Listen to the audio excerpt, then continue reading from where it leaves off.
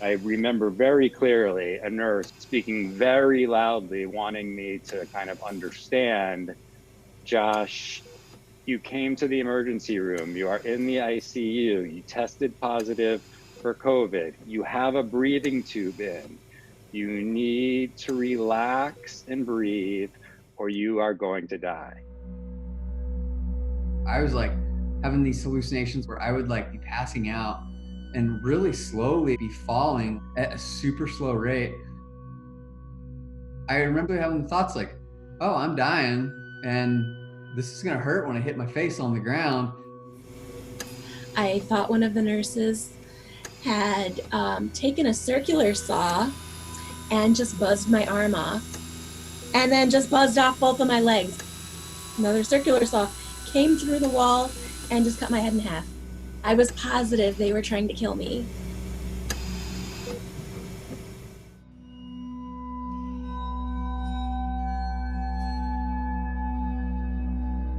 My oxygen levels dropped. My lungs were filling with fluid. I had ARDS, Acute Respiratory Distress Syndrome.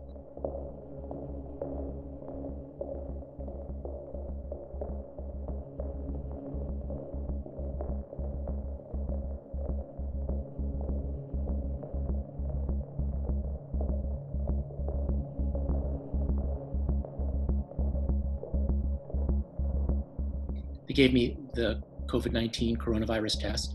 It came back positive, and I was told I would have to be put on a ventilator. As they were getting me ready, I was just praying the Hail Mary over and over again.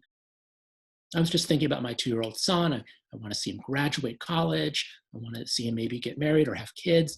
I want to see him grow up. I don't want to die. They didn't give my wife much hope at all. About the second day in, I was ready to write a note to the nurses to just kind of take me off life support.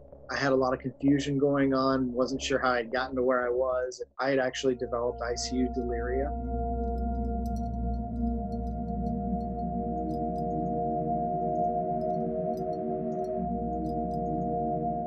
We used to think we're doing these patients a favor by keeping them completely sedated and in a medically induced coma so that they wouldn't have any memory of this difficult time. But that kind of backfired because unfortunately they often do have memories, but they're false memories. They took real life stimulus and turned them into something really, really scary. The hallucinations were just unbelievable and so real. They're not nightmares, they're memories. Even when you're sedated, it's not that you're asleep, there is a level of consciousness.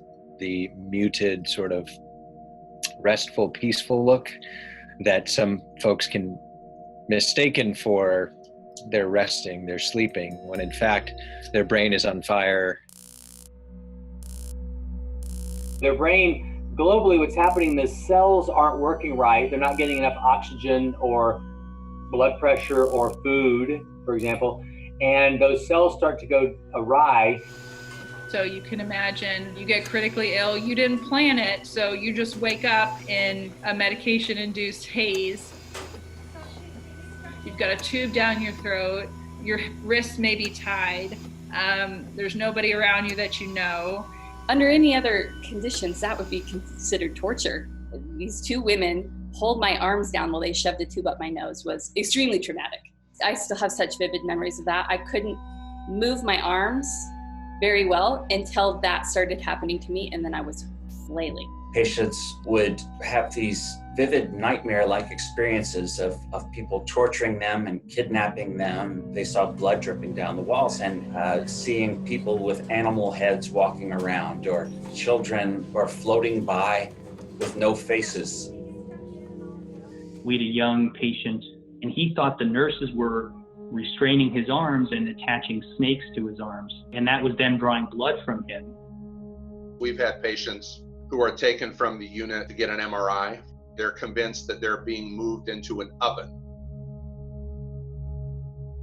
They may have a catheter that is removed. They're very convinced, under the influence of delirium, that someone has tried to sexually assault them. That delusional memory is quite traumatizing. Even when the patients recover and they know that these things didn't happen, the terror is still so real. I go home And nobody said anything to me about the hallucinations that I would have once I withdraw from all those drugs. This doesn't end when you walk out the door of the hospital. Our patients often say when they follow up with us, I was in the ICU. I don't think anything happened to my brain. It was a problem with my lungs. I think I'm going crazy. ICU was, of course, extremely difficult, but the delirium was the hardest.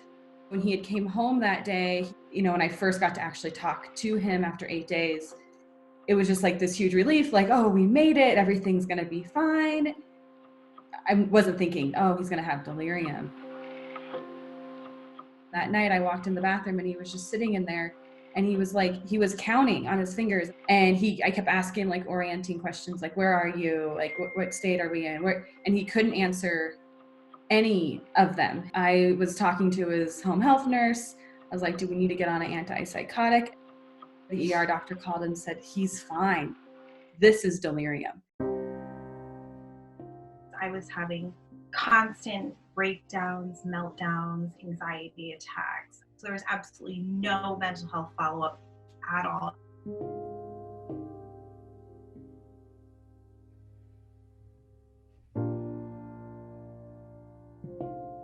This frequency may be close to somebody that actually was in combat or somebody that was sexually assaulted. So it's incredibly common. The first day out, sweating and stuff. Then I went into a panic attack. It's like this, I'm in a room by myself, and everything started to fall, coming down on me at once. After I got out of the hospital, I began to experience major depression and post-traumatic stress symptoms. And they surprised me so much because I thought I was through it. And then I just kept having all these nightmares where I was like fighting to wake up, fighting to wake up, fighting to wake up. I just reached a point where I wished I had died. If you have somebody who gets out of the hospital from COVID, all communities need to have their mental health people ready to rock and roll. They're going to be pushed home with no support. And because their loved ones didn't watch them go through this, they don't know. Emotionally, you're by yourself. I was alone for 4 weeks, 5 weeks, 6 weeks, without my kids, without my support system. You're in your head, you're almost dying. How do you get over that and get back out into the world and act like nothing happened? If you had to design an experiment to make delirium as bad as it could be, COVID is it.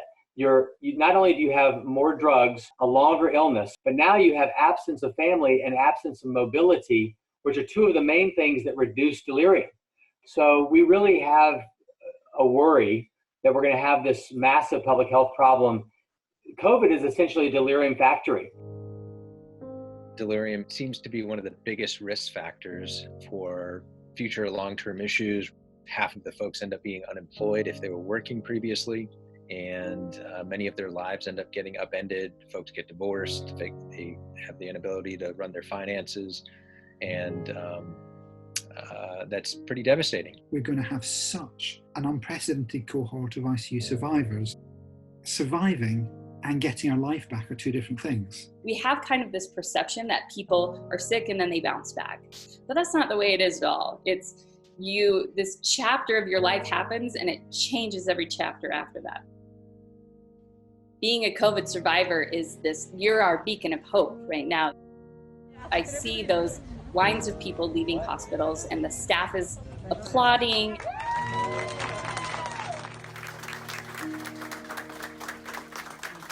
When COVID isn't in the news every day and people aren't applauding the COVID survivors, I think you're going to see people who live really, really difficult, painful lives as survivors if they don't get the help they need to navigate the path ahead.